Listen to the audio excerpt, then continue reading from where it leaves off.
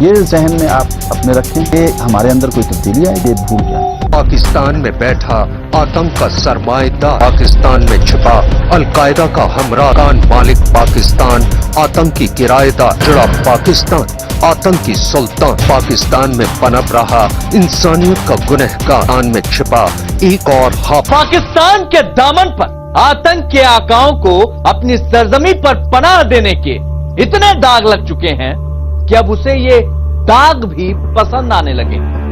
کمال دیکھیے، پاکستان کے وزیر اعظم عمران خان صاحب دنیا کی آنکھوں میں دھول جھونکنے کے لیے ایک طرف حافظ طریقے آتنک کے آقا پر بین لگانے کی بات کا ڈھونگ کر رہے ہیں اور دوسری طرف وہ بھارت سے جنگ کی بات کرتے ہیں۔ لیکن عمران خان صاحب اپنے گرہبان میں جھانکنا بھول جاتے ہیں۔ اگر جھانک کر دیکھیں گے تو انہیں دکھے گا کہ پاکستان کی سینا کی بدولت پاکستان کی سرزمین پر نہ جانے کتنے اور حافظوں کا کنبہ تیار ہو چکا ہے۔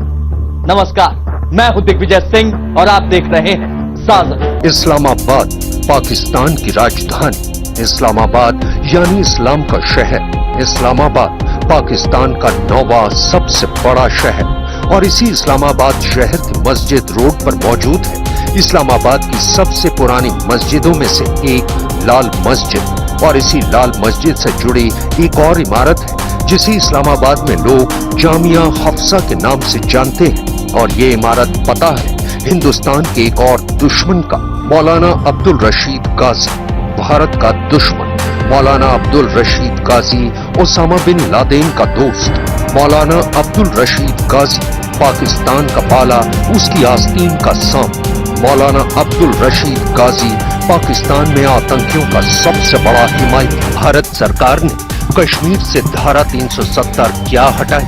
پاکستان کے حکمرانوں کے ساتھ ساتھ اس کے پالے ہوئے آتنک کے آقاؤں کو بھی مرچی لگ گئی۔ کچھ اس قدر کہ پاکستان کے وزیر اعظم عمران خان کے ساتھ ساتھ پاکستان میں آتنکیوں کا سب سے بڑا حمایتی مولانا عبدالعزیز غازی بھی بھارت کے خلاف جہاد کی بات کرنے لگا ہے۔ ایک امریکی اخبار دی ٹائمز میں چھپی خبر کے مطابق مولانا عبدالعزیز غازی نے اسلامک آتنکوادیوں سے کشمیر میں موجود بھارتی سرکشا بلوں کے خلاف جہاد کرنے کے لیے کہا ہے۔ میں کہتا ہوں کشمیر کے اندر آپ لوگ کہتے تھے شہرگ ہے، شہرگ 8-9 مہینوں سے 8 مہینوں سے کرفیو کے اندر ہے، اس لیے میرا مطالبہ ہے کہ فوری طور پر سرحدیں کھولی جائیں۔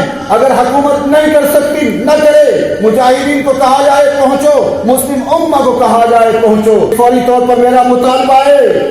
آپ مطالبے کی تعریف کرتے ہیں؟ اتنا ہی نہیں، عبدالعزیز نے پاکستان کے پردھان منتری عمران خان سے بھی گزارش کی ہے کہ وہ پاکستان کی جیلوں میں بند اسلامک آتنکوادیوں کو رہا کر دیں اور پاکستان کی سرحد پر بھیج دیں تاکہ یہ آتنکی بھارتی سینا پر حملہ کر سکیں۔ دراصل مولانا عبدالعزیز غازی پاکستان کا پالا ہوا وہ آستین کا سانپ ہے جو اپنے فائدے کے لیے کبھی بھی پاکستان کو ہی ڈس سکتا ہے۔ جیسے عبدالعزیز غازی نے ایک جہاد کی بات کہی ہے، اور ایک عبدالعزیز غازی ایک اس طرح کا کلیرک ہے کہ جس نے کہ پاکستان کی اسٹیٹ کے خلاف ہی اس نے مورچہ کھول دیا تھا 2007 میں، جو لال مسجد کی جو سیچ کرتے سمے، اور ابھی بھی وہ پاکستان کے جو پوری جو اسٹیٹ سٹرکچر ہے اس کو وہ اسلامک ریجیم میں چینج کرنا چاہتا ہے، وہ شریعہ لا لاگو کرنا چاہتا ہے۔ مولانا محمد عبدالعزیز غازی، عمر 59 سال، مولانا جامعہ حفصہ مدرسہ اسلام آباد۔ مولانا محمد عبدالعزیز وہ شخص ہے جو پاکستان کی راجدھانی اسلام آباد میں رہتا ہے اور وہاں کی سرکار اور حکمرانوں کی آنکھ میں آنکھ ڈال کر کھلے عام ان کو دھمکی دیتا ہے۔ پاکستان میں ہی نہیں بلکہ پوری دنیا میں جہاد اور شریعہ تعمیل کرنے کی بات کرتا ہے، لیکن کمال دیکھیے کہ پاکستان کی سرکار کی دیمک لگ چکی کھوکھلی سرکاری مشینری اور اس کے کارندوں میں اتنی بھی ہمت نہیں کہ وہ اس شخص کو گرفتار کر سکے۔ آج کی تاریخ میں بھی مولانا محمد عبدالعزیز کو پاکستان میں سب سے خطرناک اور رسوخدار شخص مانا جاتا ہے۔ اس کا اندازہ آپ کو اس بات سے لگ جائے گا کہ مولانا عبدالعزیز پر ہاتھ ڈالتے وقت پاکستان کی سرکار اور سینا بھی ڈرتی ہے۔ یہ پرو طالبانی ایلیمنٹ ہے، جو پرو طالبانی کلیرک ہے، जिसने कि पेशावर में जो बच्चों की हत्याएं कराई थी पाकिस्तान तालिबान ने, उसका तक का समर्थन किया था। तो ये एक बहुत ही दुर्दांत प्रो तालिबानी एक कट्टर इस्लामिक क्लेरिक है, जिसको कि अब पाकिस्तान की एजेंसीज मोहरा बना करके और भारत के खिलाफ इस्तेमाल करना चाह रही हैं। तो ये पाकिस्तान की आत्मघाती मानसिकता को दर्शाता है, ये पाकिस्तान की बौखलाहट को दर्शाता है, पाकिस्तान के डर को दर्शाता है। और जिस तरीके से पाकिस्तान के जो प्रमुख आतंकवादी संगठन जैश ए मोहम्मद और लश्कर ए तोयबा के ऊपर इंटरनेशनल प्रेशर बना हुआ है, उस प्रेशर से बचने के लिए अब पाकिस्तान नए नए मोहरों को तलाश रहा है, जिसमें कि अब्दुल अजीज गाजी भी है, जिसमें सैयद सलाहुद्दीन भी है। तो इस तरह के जो नए आतंकवादी संगठनों की तलाश करके पाकिस्तान उनको भारत के खिलाफ तैयार करना चाह रहा है।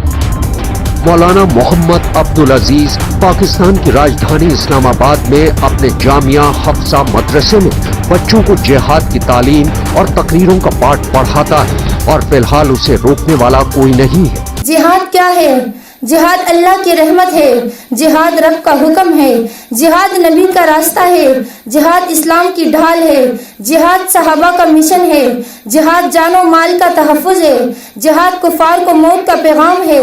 आपको बता दें कि अब्दुल अजीज के मदरसे में 2000 लड़के और 1500 लड़कियां तालीम ले रही हैं।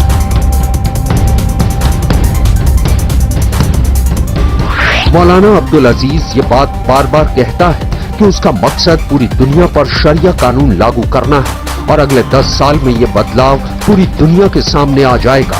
अब्दुल अजीज का कहना है कि पाकिस्तान में शरिया लागू करने के लिए अगर उसे पाकिस्तान की सरकार का तख्ता पलट भी करना पड़े तो वो अपने शागिर्दों के साथ सरकार के साथ जंग के लिए तैयार है। ये जो ऐसा क्लेरिक है जो पाकिस्तान की सरकार के खिलाफ ही उसने विद्रोह कर दिया था और बाद में उसने पाकिस्तान सरकार के साथ समझौता कर लिया और अब वो सारे जो जितने भी उसके पास चार्जेस लगे हुए थे, लगभग 27 चार्जेस इसके ऊपर लगाए गए थे, उस सब से वो मुक्त हो चुका है। तो ऐसे में ये ऐसा क्लेरिक है कि जो कि तालिबान की मानसिकता रखता है, जो कि भारत विरोधी मानसिकता रखता है और एक ऐसे समय में कि जब अफगानिस्तान में तालिबान का शासन फिर से लौटने की संभावना पूरी दिख रही है, ऐसे में अब पाकिस्तान की सरकार इस तरह के जो क्लेरिक्स हैं जो कि प्रो तालिबानी मानसिकता है उनको प्रमोट करने की कोशिश कर रही हैं और उनको भारत विरोधी एजेंडे में लगाने की कोशिश कर रही हैं। अब्दुल अजीज गाजी का महत्व आगे आने वाले समय में और बढ़ सकता है जब तालिबान की वापसी अफगानिस्तान में हो जाएगी। पूरी दुनिया अब्दुल अजीज को अमेरिका से नफरत करने वाले और दुनिया भर के इस्लामिक आतंकी संगठनों को समर्थन देने वाले शख्स के तौर पर जानती है। इतना ही नहीं, साल 2014 में उसने अपने मदरसे की लाइब्रेरी का नाम शहीद ओसामा बिन लादेन लाइब्रेरी रख दिया था। ओसामा बिन लादेन के मेरे वालिद से अच्छे संबंध थे। हम अमेरिका की ओसामा को आतंकवादी मानने वाली दलील को नहीं मानते हैं। ओसामा ने दुनिया में शरिया लागू करने के लिए जिहाद किया था, इसलिए वो हमारे लिए एक इस्लामिक योद्धा है। हमने अपनी लाइब्रेरी का नाम ओसामा के नाम पर रखने का दुस्साहस किया है। मौलाना अब्दुल अजीज वो शख्स है जो पाकिस्तान में खुलेआम आतंकी संगठनों को समर्थन देने की बात करता है। आपको यहाँ ये बताना जरूरी है कि ये वही मौलाना अब्दुल अजीज है जिसकी वजह से पाकिस्तान की राजधानी इस्लामाबाद में कत्लो गारत मच गई थी। साल 2007 में पाकिस्तान समेत पूरी दुनिया इस्लामाबाद में मौलाना अब्दुल अजीज की वजह से एक खूनी मंजर को देखकर दहल गई थी।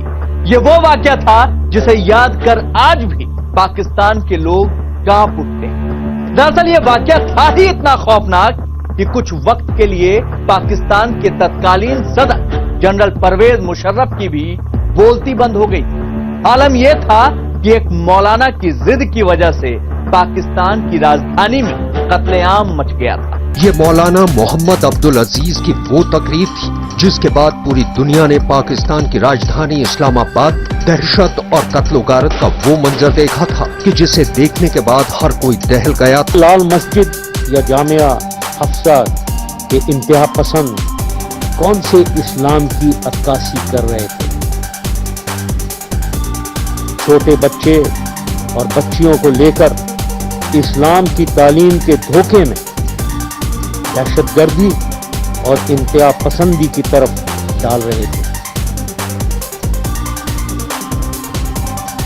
मस्जिद और मदरसे को एक जंग की तैयारी के लिए ये थी वो हकीकत जिसने शायद पहली बार पाकिस्तान के मुंह पर चढ़ा झूठ का नकाब उतारा था और पाकिस्तान के तत्कालीन सदर को मीडिया के सामने आकर ये सच मानना पड़ा था कि पाकिस्तान के मदरसों के अंदर बच्चों को इस्लाम के नाम पर जिहाद और दहशत गर्दी का पाठ पढ़ाया जा रहा था। मस्जिद इस्लामाबाद की सबसे पुरानी मस्जिदों में से एक और मोहम्मद अब्दुल अजीज साल 2007 में लाल मस्जिद के उलेमा थे। वो लाल मस्जिद से ही जामिया हफ्सा नाम की एक तंजीम भी चला रहे थे। उस वक्त ही उनके मदरसे में करीब 5000 औरतें, मर्द और बच्चे और बच्चियां थी। लेकिन मौलाना अब्दुल अजीज पाकिस्तान में शरिया कानून लागू करना चाहते थे, लिहाजा अपनी तकरीरों की वजह से वो आतंकी संगठनों के पसंदीदा शख्स बन गए और दहशतगर्दों के साथ उनके रिश्ते बनते चले गए। लेकिन 3 जुलाई 2007 तक ये कोई नहीं जानता था कि मौलाना अब्दुल अजीज के दिलो दिमाग में जो साजिश पनप रही है उसका अंजाम पाकिस्तान को एक दर्दनाक मोड़ पर लाकर खड़ा कर देगा। चूंकि मौलाना अब्दुल अजीज शुरुआत से ही पाकिस्तान में शरिया बहाल करने की बात कर रहे थे, लिहाजा उन्होंने अपने आतंकवादी दोस्तों के साथ मिलकर पाकिस्तान की हुकूमत के खिलाफ बगावत कर दी। तो वही तकरीबन 5000 लोग, औरतें और मर्द, इन दो इदारों में अंदर थे। औरतों का डंडा ब्रिगेड बनाया हुआ था और मर्द हथियारों से लैस थे। गवर्नमेंट की इमारतों को नुकसान पहुंचाया जा रहा था, जलाया जा रहा था और यहां तक कि जब पाकिस्तान का झंडा जल रहा था ऊपर, फायर ब्रिगेड जब आई उनको आने नहीं दिया जा रहा था और एक रेंजर के सिपाही को जान बहक किया गया।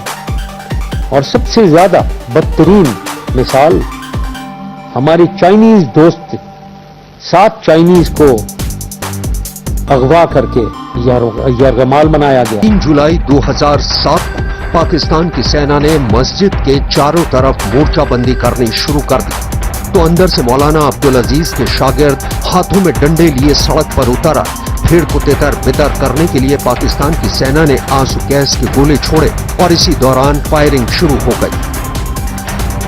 पहले दिन की लड़ाई में पाकिस्तान सेना के एक रेंजर समेत 12 लोग मारे गए थे और 100 के करीब जख्मी हुए थे। इस बीच मस्जिद के अंदर छिपे आतंकियों ने लाल मस्जिद के आसपास की सरकारी इमारतों पर कब्जा करने के बाद उनमें आग लगा दी।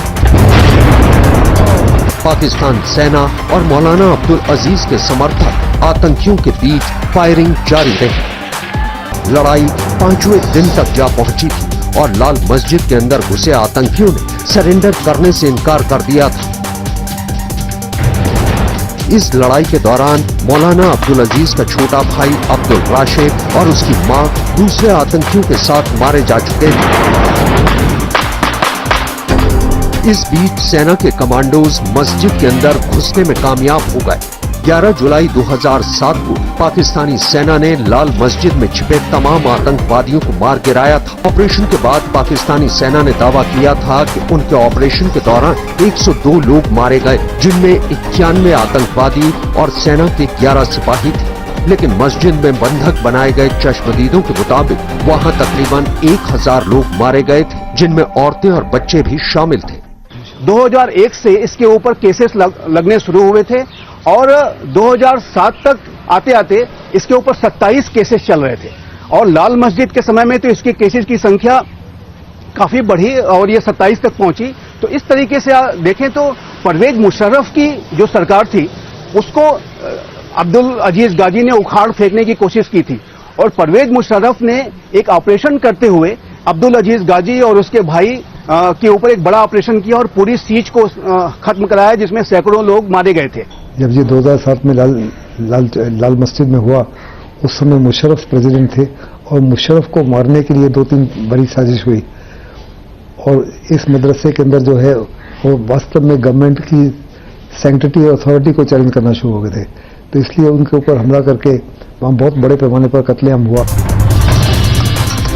पाकिस्तान सरकार ने इस पूरी साजिश के पीछे अलकायदा का हाथ होने का दावा किया था, लेकिन जब साल 2011 में पाकिस्तान के एबटाबाद में अलकायदा का सरगना उसामा बिन लादेन मारा गया था तो पाकिस्तान का ये झूठ बेनकाब हो गया था। हालांकि लाल मस्जिद वाकये के बाद कुछ वक्त तक मौलाना अब्दुल अजीज जेल में रहा, लेकिन साल 2009 में उसे जेल से रिहा भी कर दिया गया और साल 2013 में वो तमाम इल्जामों से बरी भी हो गया। आज मौलाना अब्दुल अजीज के लाल मस्जिद में जाने पर पाबंदी है, लेकिन फिर भी वो अपना जामिया हफ्जा मदरसा आराम से चला रहा है। कमाल देखिए, लाल मस्जिद जैसे बड़े हादसे के बाद भी मौलाना अब्दुल अजीज आराम से पाकिस्तान में खुला घूम रहा है और जब चाहे पाकिस्तान सरकार को धमकी दे देता है। पाकिस्तान अपनी सरजमी पर आतंक के आकाओं को पनाह देता है, ये बात पूरी दुनिया जानती है। पाकिस्तान अपनी सरजमी पर आतंकवादी बनाने के लिए ट्रेनिंग कैंप्स खोलकर बैठा हुआ है, यह बात भी पूरी दुनिया जानती है। पाकिस्तान की उजड़ी सियासत में अब आतंक की सुल्तान बन चुके हैं, ये बात भी किसी से छिपी नहीं।